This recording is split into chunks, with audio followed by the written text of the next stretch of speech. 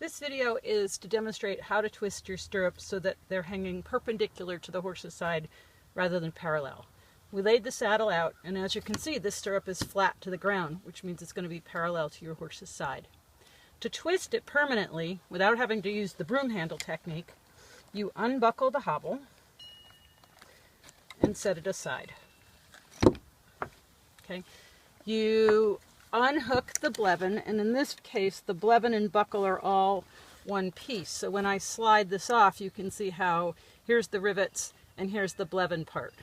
Okay, so some of them you literally take the blevin off, twist it, and then slide it back up onto your stirrup leather. In this case, it's a little simpler. We're going to take this part, twist it, and feed the leather back through, and then hook it again. So it's important to count your holes so that you get it back in the right number of holes. And you can see now that the stirrup is perpendicular to the floor, meaning it's going to be perpendicular to your horse's side.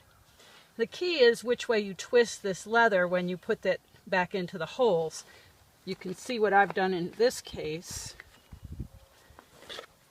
is it would have normally been like this and feeding through so that it would be flat.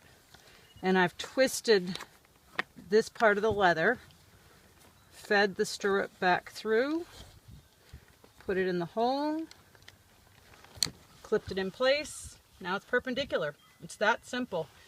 And then I'm going to shorten it up just a little bit here. Okay. Then I take my hobble and put it back on, and that keeps it in place.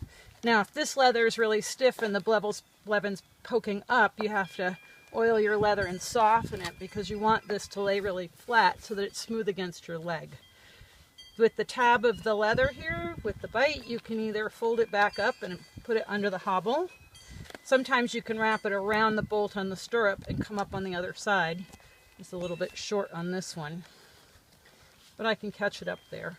And tightening down the hobble is really good to help keep everything in place. Sometimes you need somebody to hold the leather while you tighten the hobble, and that helps keep this all flat. And there you go. Now your stirrup's perpendicular to your horse. Just remember, when you go to do the other stirrup, you have to twist the leather in the opposite direction.